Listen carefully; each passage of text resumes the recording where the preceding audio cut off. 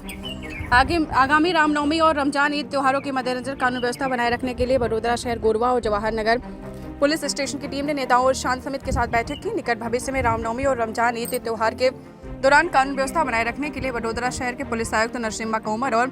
संयुक्त पुलिस आयुक्त लीना पाटिल साहब को निर्देश दिया और गोरवा और जवाहर नगर पुलिस ने क्षेत्र के नेताओं और शांति समिति के सदस्यों को गोरवा पुलिस स्टेशन में बुलाया और कानून व्यवस्था बनाए रखने के लिए निर्देश दिया।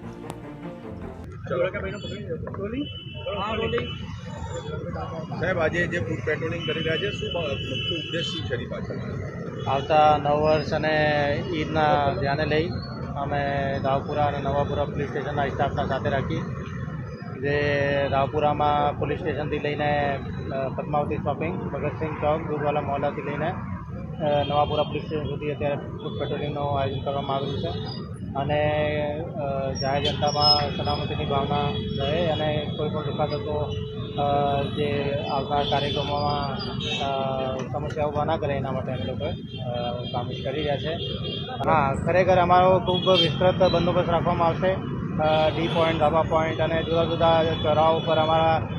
4 રસ્તાઓ ઉપર પણ પોઈન્ટો રહેશે અને મસ્જિદો અને મંદિર ઉપર।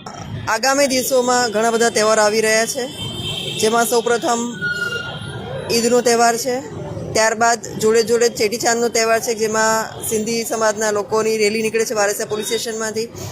એના પછી ચૈત્રી નવરાત્રિ શરૂ થઈ જાય છે। ચૈત્રી નવરાત્રિમાં પણ ઘણા બધા લોકો પૂજા અર્ચના કરતા હોય છે અને સાથોસાથ રામનવમી આવે છે,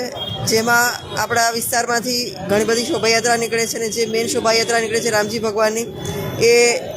એને અનુસંધાને લઈ અને અત્યારે આ પેટ્રોલિંગ કરવા જઈ રહ્યા છે, ફૂડ પેટ્રોલિંગ, જેમાં city police station, Varasiya police station, Kumbharwada police station અને કારીબાગ પોલીસ સ્ટેશન, આટલા પોલીસ સ્ટેશનના પોલીસ કર્મચારી અધિકારી હાજર છે અને સંવેદનશીલ વિસ્તારમાં જ્યાં જ્યાંથી આ રેલી નીકળવાની છે, પસાર થવાની છે, એ વિસ્તારમાં અમે અત્યારે પેટ્રોલિંગ કરી રહ્યા છીએ।